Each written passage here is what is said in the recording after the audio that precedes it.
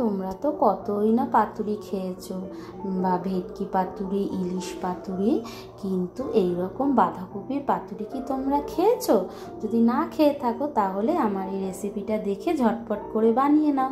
তার জন্য দেখো একটা হাফ বাঁধাকপি আমি নিয়েছি, নিয়ে বাঁধাকপির ওপরে যে সবুজ মোটা পাতাগুলো থাকে সেগুলোকে ফেলে দিয়েছি, দিয়ে বাঁধাকপিগুলোকে এইভাবে একটু মোটা মোটা করে কেটে নিচ্ছি। আর বাঁধাকপির যে মোটা ডাঁটিটা থাকে সেটাকে ফেলে দিলাম, দিয়ে একটু ভাপ দিয়ে নেব।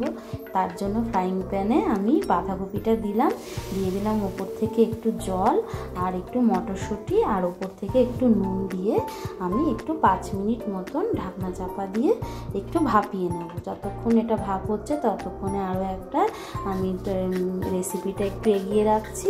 তার জন্য নিয়েছিলাম একটু চাল, এটা হচ্ছে গোবিন্দভোগ চাল, একটু ভিজিয়ে রেখেছিলাম, সেটাকে আমি একটু শিলপাটায় বেটে নিলাম। এখানে 1 চামচ মতন চাল আছে। আর একটু নিয়ে নিলাম সর্ষে আর কাঁচা লঙ্কাটাও আমি এখানে বেটে নেব। আমি শিলপাটায় বাটছি, তোমরা মিক্সার গ্রাইন্ডারে বেটে নিতে পারো, কোনো অসুবিধা নেই। আর জানো তো আমাদের এখানে একটু আজকে বাৎসরিক পুজো হচ্ছে, তো তাই একটু গান বাজনা বাজছে, খুব ভালোই লাগছে, মায়ের পুজো হচ্ছে। আর দেখো এদিকে বাঁধাকপিটাও ভাপানো হয়ে গেছে, বাঁধাকপিটা আমি একটু নাবিয়ে নিলাম, মানে যেটা সেদ্ধও হয়ে গেছে এটাকে ছেঁকে নেব। আর এটা জানো তো পুরো একদম নিরামিষ রান্না, নিরামিষ দিনে এটা তৈরি করবে, খুব ভালো লাগবে।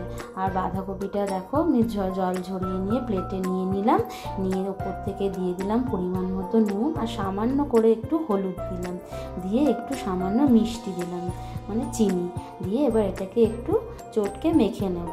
আর এই চটকে মাখার সময় না ওটা ঠান্ডা হয়ে গেলে তারপরেই মাখবে। আমার তো গরম ছিল তাই একটু হাতে গরম লাগছিল। আর ওপর থেকে দিলাম 3 চামচ নারকেল কোড়া আর 1 চামচ তোমার যে সর্ষে আর লঙ্কাটা বেটেছিলাম সেটা, আর চাল বাটাটা।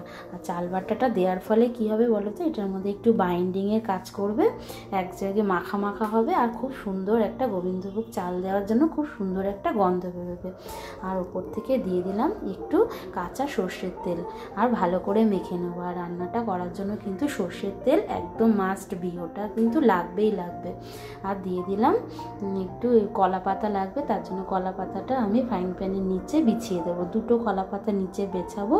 এবার ওপর থেকে যে মিশ্রণটা করলাম আমরা বাঁধাকপির, সেটাকে এরমভাবে ঢেলে দিচ্ছি, দিয়ে এবার এটাকে চামচের সাহায্যে এটাকে ছড়িয়ে ছড়িয়ে এইভাবে ফ্ল্যাট করে দেবো। আর ওপর থেকে আরও একটু কাঁচা সর্ষের তেল ছড়িয়ে দেব, দিয়ে ওপর থেকে 2টো লঙ্কা দিয়ে দেবো, দিয়ে এটাকে কলা পাতা দিয়ে এটাকে বন্ধ করে দেবো।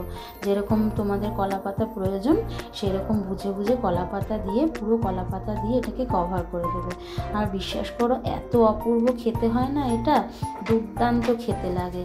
আর গ্যাস তোমরা যখন এটা বানাবে যদি মনে হয় যে এটা এইভাবে চাপা দিয়ে বন্ধ হচ্ছে না, তাহলে এইভাবে টুথপিক দিয়ে আটকে কলা পাতাগুলোকে বন্ধ করে দিতে পারো, কিন্তু প্রয়োজন হয় না, এমনি হয়ে যায়। তবে টুথপিক দিলে কি এটাকে যখন উল্টাবো তখন মানে খুব মানে অত কোনো অসুবিধা হবে না, ঝট করেই উল্টে দেওয়া যাবে।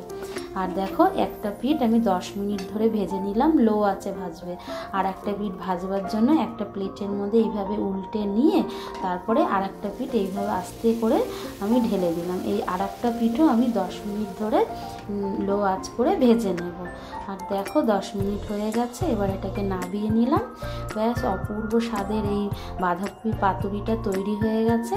এবার দেখো যেহেতু যে পিঠে আমি ওই তোমার টুথপিকগুলো আটকেছিলাম সেই জন্য টুথপিকটা প্লেটের সাহায্যে আমি উল্টে নিলাম টুথপিকগুলোকে খোলবার জন্য। এবার দেখো টুথপিকগুলোকে খুলে দিচ্ছি, খুলে দেখো ট্যান ট্যান, দেখো কি দারুণ যে একটা রেসিপি তৈরি হলো না, তোমাদের বলে বোঝাতে পারবো না, অপূর্ব খেতে হয়। তোমরা একদিন বানিয়ে খেও। টাটা।